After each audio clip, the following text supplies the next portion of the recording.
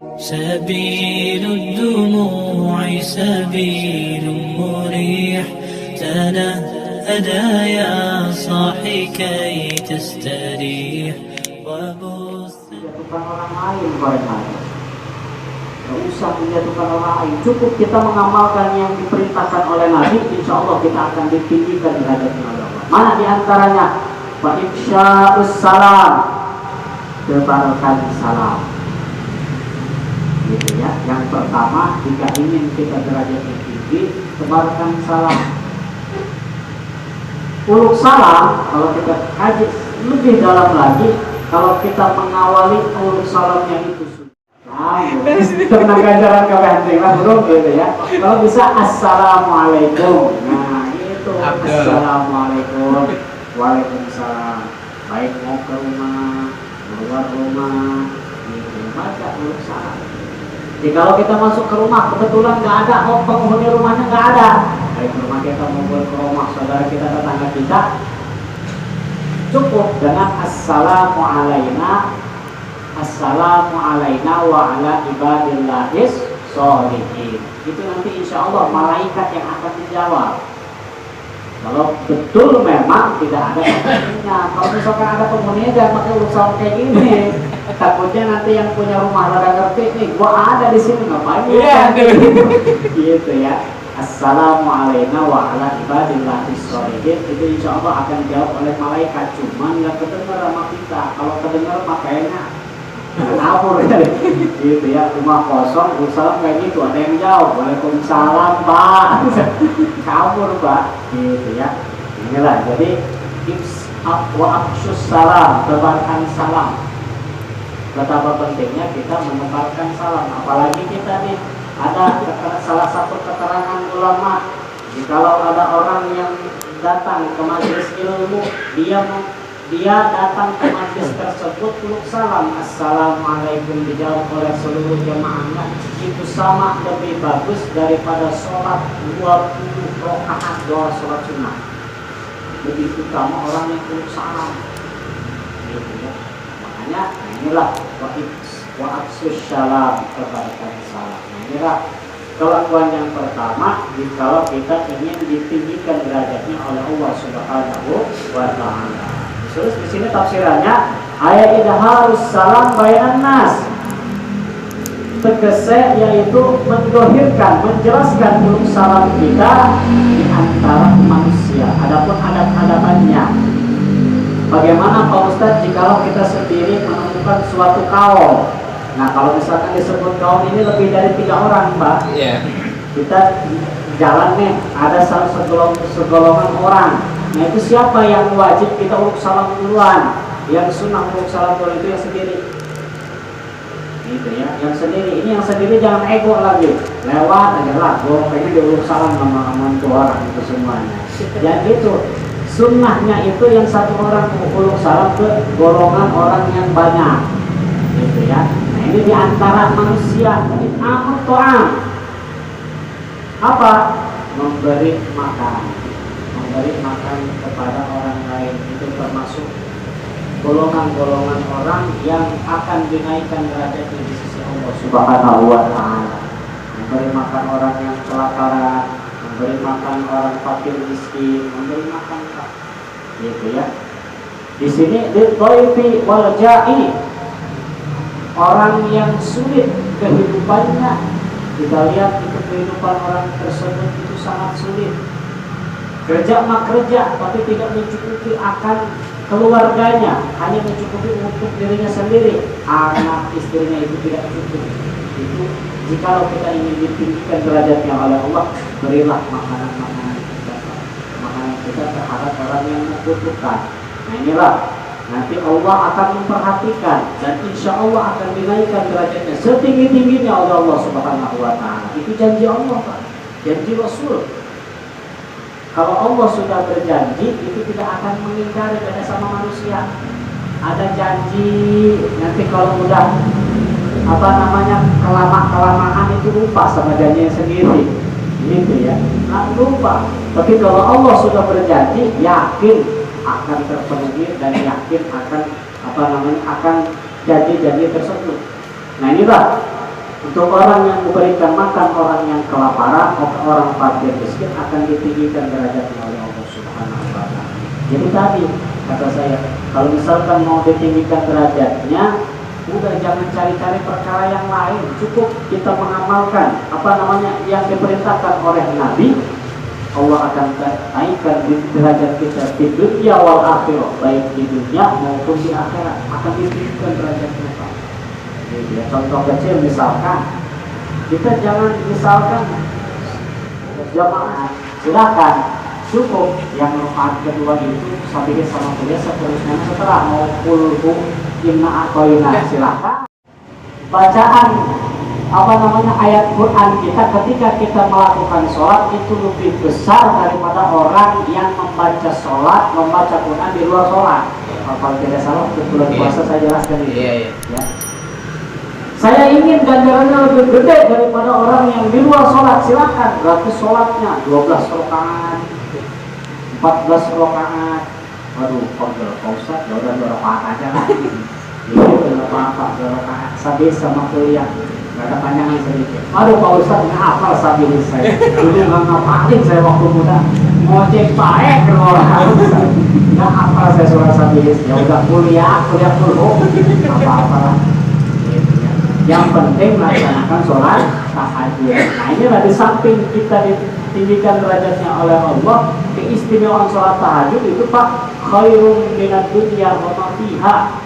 Orang yang melaksanakan sholat tahajud meskipun 2 rakaat itu lebih bagus daripada dunia dan isi-isinya. Makanya menurut saya itu bagusan orang yang susah, tidak terlalu kelas menengah ke bawah, tapi rajin ibadahnya daripada orang kaya yang tidak suka ibadah. Gitu ya. Emang sih kahayang kemauan kita mah, kita punya uang banyak, artinya kaya, ibadahnya rajin. Nah itu kan kemauan kita semua ya. Nah itu mah cocok sama bukur-bukurnya kalau bahasa Pandeglang mah banyak. Nah inilah yang terakhir, yang orang yang ingin dinaikkan derajatnya oleh Allah, orang yang sholat di tengah malam, warna sulu yang di saat orang lain sedang tertidur pulas. Memang jam 3 itu kan, masya Allah, orang lagi enak-enaknya ngorok Pak itu Pak, yang enak-enaknya Pak. Nanti puncaknya di subuh itu Pak, masya Allah. Padahal kita nggak pakai selimut, cuma pakai samping itu angetnya minta ampun. Kalau misalkan Taufik udah ngomong as-sholatu khairun minan naum, anget kamu itu Pak. Males bangun. Beneran.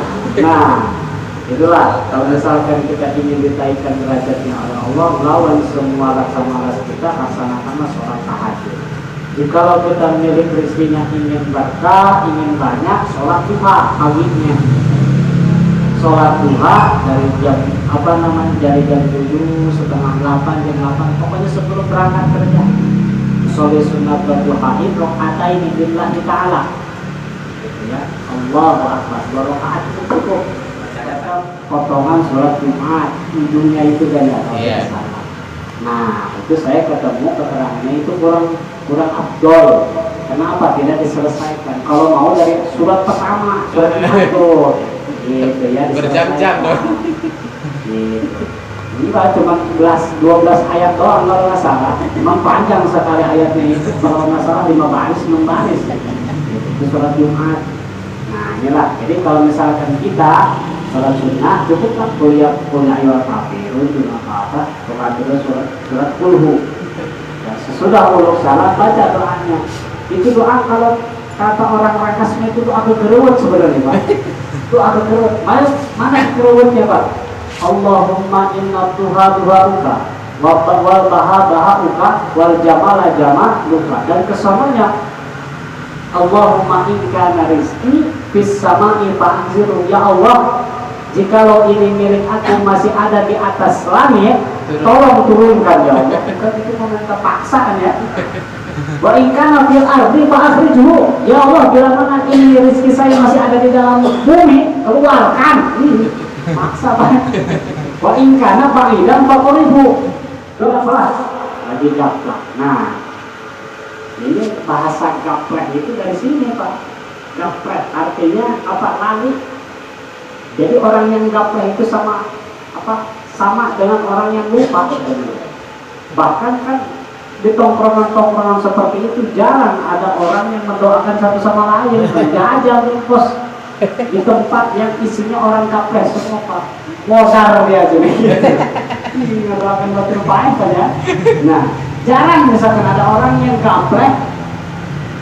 Mudah-mudahan lo panjang umur. Jarang, nggak ada. Gitu ya, mendoainnya yang jelek-jelek aja pun taruh ya gitu. Mampus gitu. Nah, jadi inilah kalimat gaflah di saat orang lain sedang lupa. Biladatin naum, nah, sedang enak-enaknya tidur.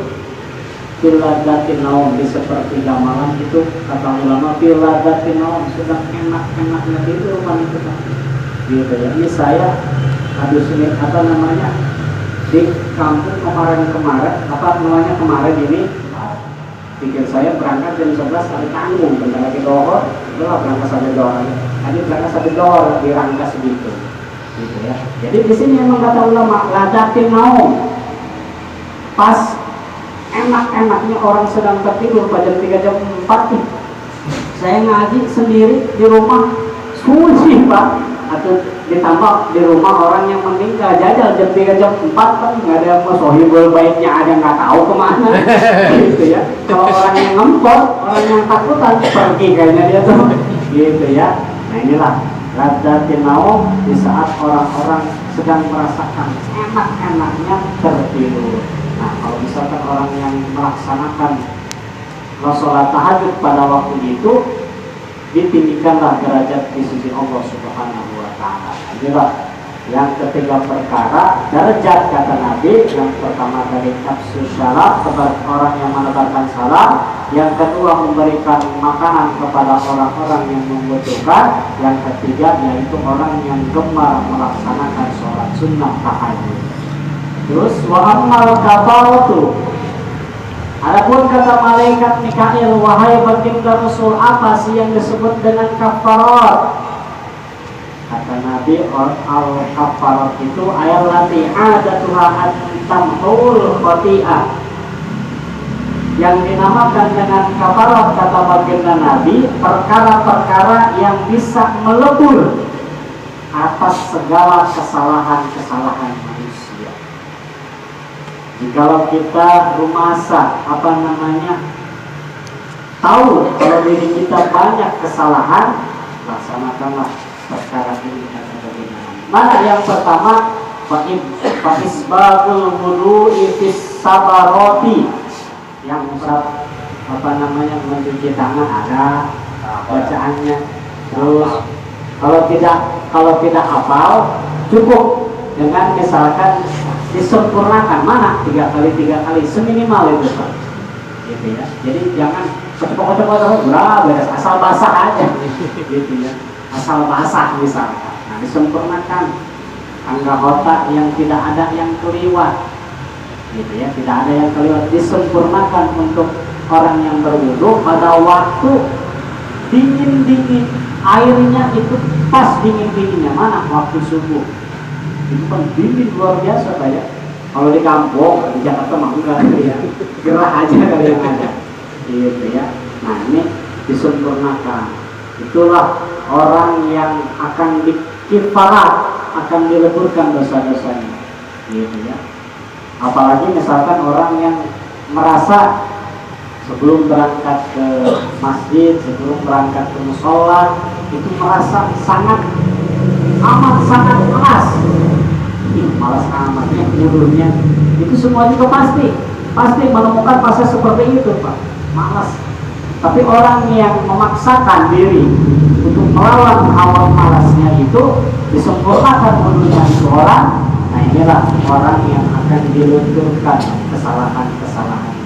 Jadi setiap tetes itu akan menjadi malaikat, yang mana malaikat tersebut akan mendoakan orang yang mutawaddi, akan membacakan istighfar ila yaumil qiyamah, membacakan istighfar sampai hari kiamat. Astagfirullahaladzim, kata malaikat, ya Allah ampunilah dosa si Anu bin Anu. ampunilah dosa si Zaid bin Umar yang wudhu yang wudhu tadi itu Pak. Orang yang berwudhu, orang yang mandi wajib sama Pak. Orang yang mandi wajib itu makanya hanya sekering-keringnya aja. Udah apalagi yang punya janggut. Itu Pak pada apa namanya gelantungan gitu di jenggot kita Pak. Makanya jenggot itu sunnah diingu. Haram dicukur. Haram dicukur. Kenapa? Ini sunnah Pak. Itu ya Pak Ustadz, saya malu nih selembar dua lembar aja. Nggak apa-apa, selembar dua lembar juga lumayan daripada nggak ada sama sekali. Gitu ya. Nah berbeda dengan kumis. Kalau kumis itu sunnah disetrik. Gitu ya. Jangan sampai lewat bibir. Gitu ya. Ada. Jadi harus ya seminimal kata ulama kelihatan merah bibirnya itu kita kelihatan. Jangan sampai ketutupan sama kumis itu. Ya, ketutupan kira-kira kita minum kopi itu ampas ngelap semua di situ. Masya Allah. Itu memang orang yang kumisnya papang itu kok Masya Allah. Pedenya luar biasa Pak. Kayak nggak ngerak sama golok aja udah kayaknya. Gitu ya. Itu kok misbaplang. Kayaknya udah ngerasa kagak sendiri aja. Padahal tidak seperti itu. Jadi dirawat kumis itu jangan sampai melewati apa namanya bibir. Lagi minum pegangan, apalagi lagi sujud. Pernah ada dongeng apa ya? Lagi sujud pakai cepat, Masya Allah. Sholat orang dulu kan diambil, belum ada sejarah seperti itu. Kebetulan jadi imam, Masya Allah. Jadi imam pas sujud lama banget. Kebetulan yang makmumnya itu ada anak kecil merasa lama ke depan Pak. Pak kok lama amat? Ini amben saya kecepat. Kumis kecepat Pak. Ditolong sama anak kecil itu Pak. Tolongin.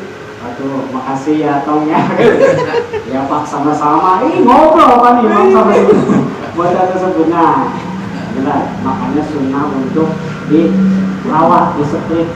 Kalau kumis, nah kalau misalkan jenggot tadi apa namanya sunnah diingu, haram dicukur. Kenapa? Ketika wudhu itu Pak, ketika air wudhu itu di sela-sela jenggot kita itu malaikat kita negara-negara pulang dari situ di jenggot itu. Makanya jangan aneh orang yang jenggotan habis wudhu ngah misalkan, ngerangan itu berat Pak malaikat di sini.